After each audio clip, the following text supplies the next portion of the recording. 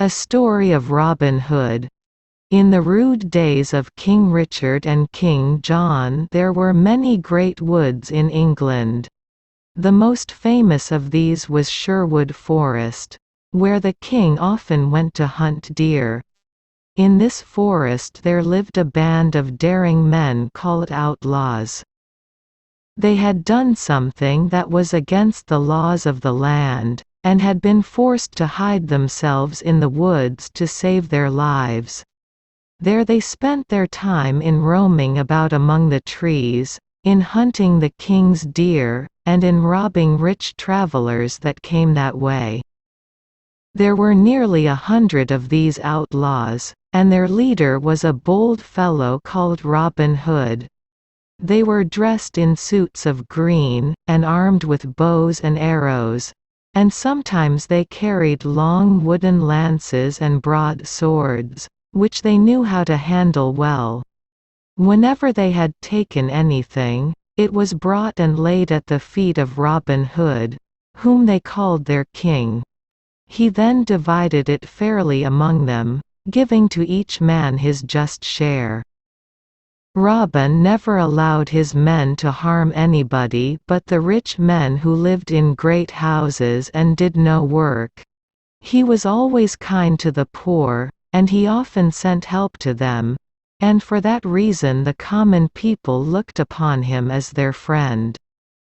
Long after he was dead, men liked to talk about his deeds. Some praised him, and some blamed him. He was, indeed, a rude, lawless fellow. But at that time, people did not think of right and wrong as they do now. A great many songs were made up about Robin Hood, and these songs were sung in the cottages and huts all over the land for hundreds of years afterward. Here is a little story that is told in one of those songs. Robin Hood was standing one day under a green tree by the roadside. While he was listening to the birds among the leaves, he saw a young man passing by. This young man was dressed in a fine suit of bright red cloth.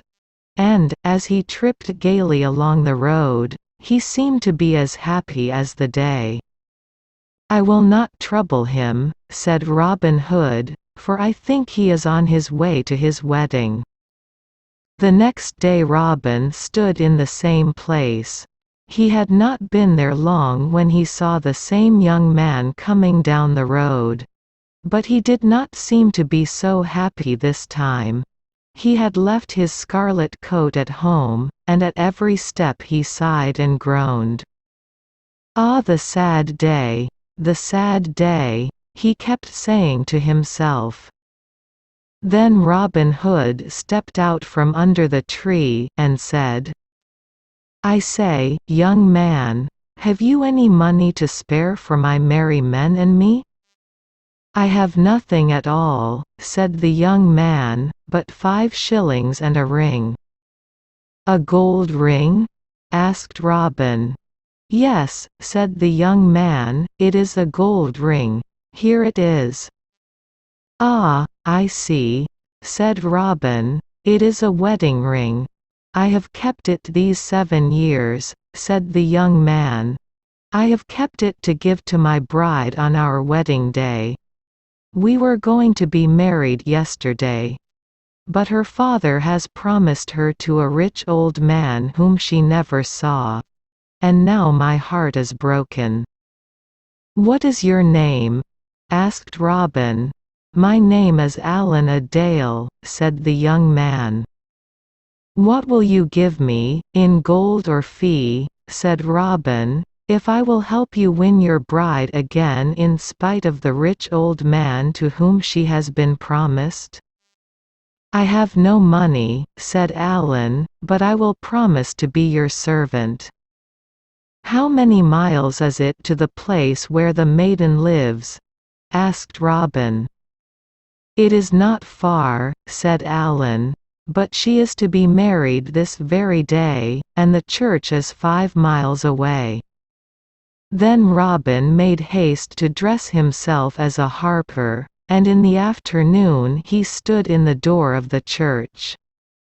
"Who are you?" said the bishop, "and what are you doing here?"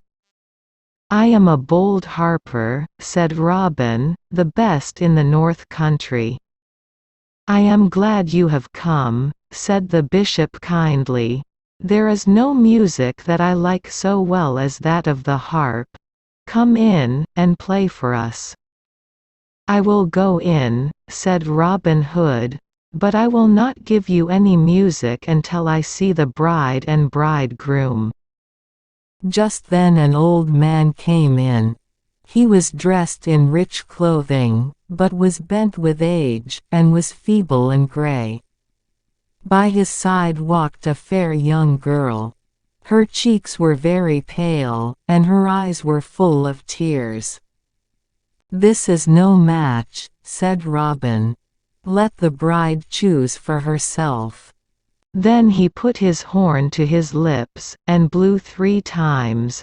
The very next minute, 24 men, all dressed in green, and carrying long bows in their hands, came running across the fields.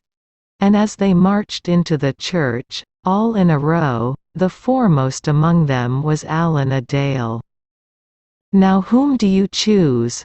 said Robin to the maiden. "I choose Allan a Dale," she said blushing.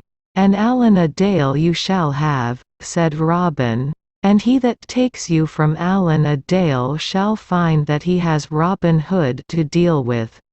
And so the fair maiden and Allan a Dale were married then and there, and the rich old man went home in a great rage.